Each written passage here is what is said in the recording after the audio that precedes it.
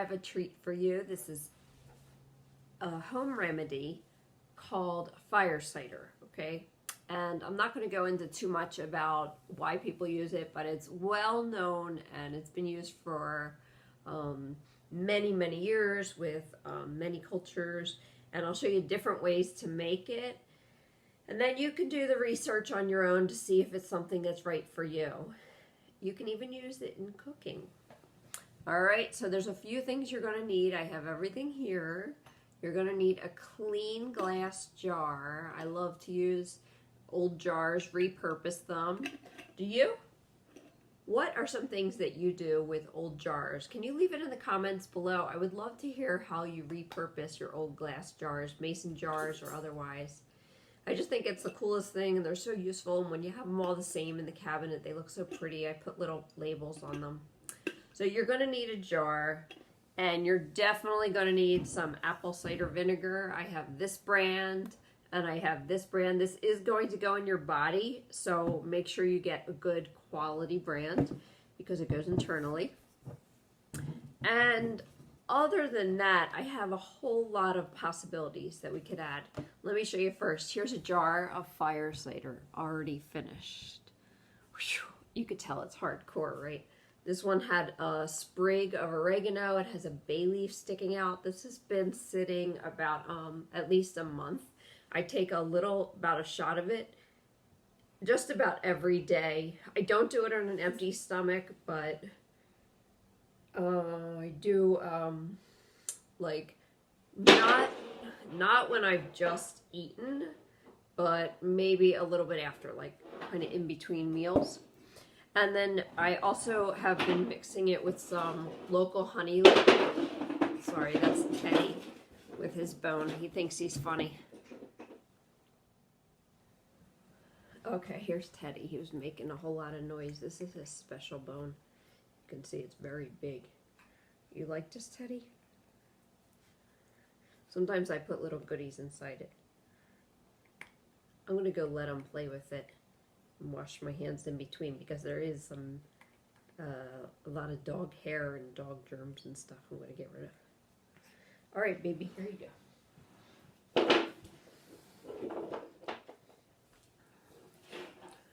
Okay, here we go. We'll try again. Teddy is still playing with that bone, so I don't know what's going to happen. But the real strong, my favorite part of the fire cider is the root vegetables that we're going to start with. And I'm going to cut them all up and show you. This is the parts that are non-negotiable to me. So I use some ginger. I use some garlic cloves, not the whole bulb. And I use some horseradish root. This is super strong. If you've had... That's Teddy again. That's his bell to go outside. We taught him to ring a bell when he goes outside. The first day that he learned it, he rang the bell every 10 minutes. He just likes being outside, so that's what that bell is. Anyway, this horseradish is super strong. You can grate it and make kind of a topping for steaks or gefilte fish. It's super peppery, spicy, and kind of like that wasabi burn, right? And then an onion. So for me, those roots are non-negotiable. On top of that, the rest are kind of just options. I like to add a sprig of oregano, a sprig of rosemary. I always use some kind of pepper. I try to make them super spicy hot. I think these are jalapenos, but they're not that hot. And then I also like to add some kind of citrus. This is a Meyer lemon. So I'm going to use the peel and the inside, all kinds of parts of the lemon. Sometimes I've used grapefruit or lime, and I also have a tangerine from my tree out back, so I might use that too. In addition, I have some dried things that I like to add. If you like cinnamon, you can add cinnamon. I added a cinnamon stick to that one, and it's super spicy hot. If you like that cinnamon hot, that part's optional. And some other optional herbs would be a bay leaf or two, some rosemary. Rosemary smells so nice. Just beautiful from all the trees that I see outside on my walk too. Some turmeric. So this is ground turmeric, and it will turn the whole batch this color. and it's known to be good for reducing inflammation in the body. You can also add a fresh piece of turmeric. You can buy it and it looks like ginger. It's very nice. And this is thyme. So that's another one I like to add.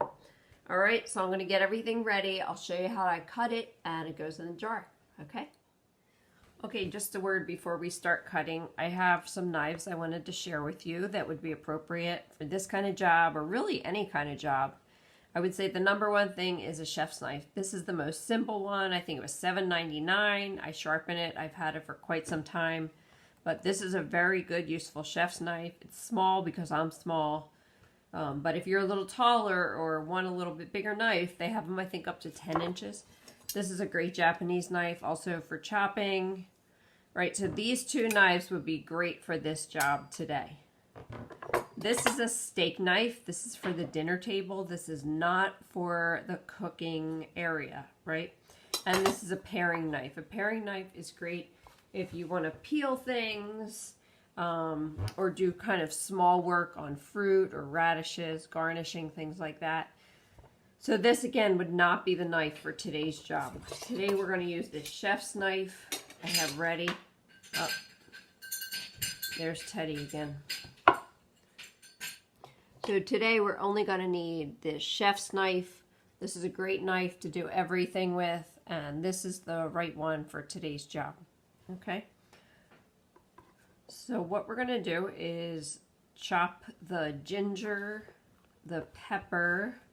I'm going to cut the garlic and some onion and some of the horseradish. So this will be my job to start with.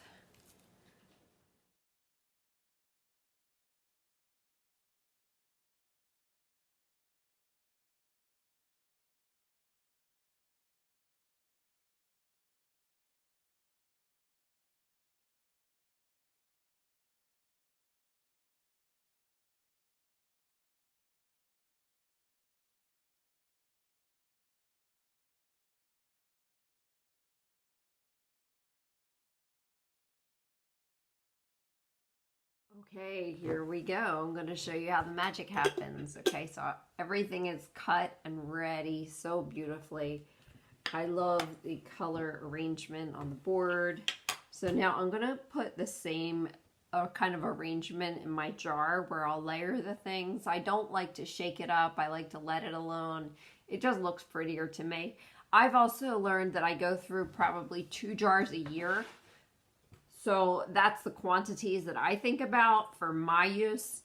And I've also learned what flavors I like and don't like. So you kind of have to do a little trial and error in the beginning to see what way or how much your household will use it.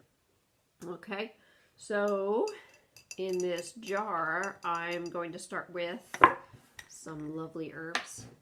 These are bay leaves from my neighbor's house a while back. 2 bay leaves and some thyme. Rosemary. This is rosemary.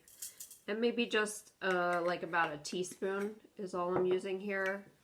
And probably about the same of thyme. I've learned in the past year or so I really like using thyme. Before I only used basil and oregano for things so much, and I'm just finding these so many more wonderful herbs lately in my kitchen. And I am going to use a little turmeric because I like the effects. So again, that's probably about a teaspoon. Right, and that's about it for me. If you like the cinnamon, go ahead and add that. I don't add the honey until I make a shot of it and I'm going to drink it. Okay, so let's see. So next, oh, there's Teddy again. Hold on. Sorry about that. Okay, so I was thinking like color order. I guess that would be the green at the bottom. I could do the hot peppers and yeah. So I've used super spicy hot Thai peppers or serrano peppers, habaneros, all kinds. So I think maybe I'll just use about half of that just because my jar is very small right now. And then This is the ginger going in. So pretty, right? Probably about a tablespoon of hot peppers, a heavy tablespoon of ginger. I made the garlic is probably 4 cloves. Go right in. And then the horseradish. Nice strong roots.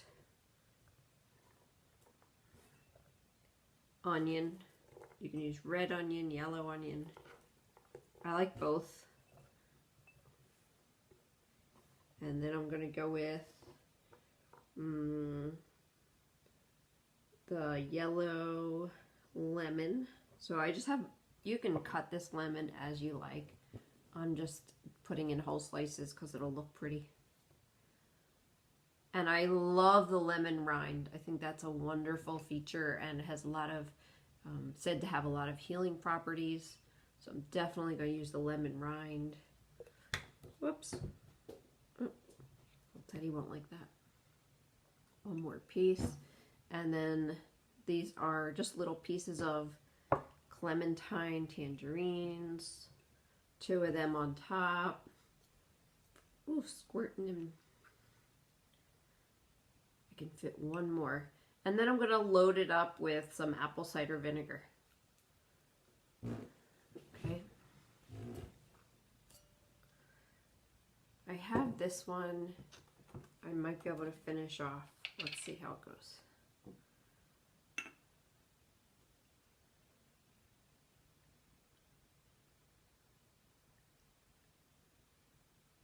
And then I just wait for it to go down to see where it's settling. Right, go in all those places. That's about it. Okay. So I put the lid on. I leave it out to sit at least 2 or 3 weeks before I start to use it. I never really shake mine. I just love the way it looks. I think it's beautiful. So before you use it, well, when I use it, what I do is I strain off a little bit of liquid into a tiny cup. I add about a half teaspoon of honey, stir it together, and then I drink a shot of that. So it's real nice. So hope you like it. Let me know if you do use it. Thanks for watching.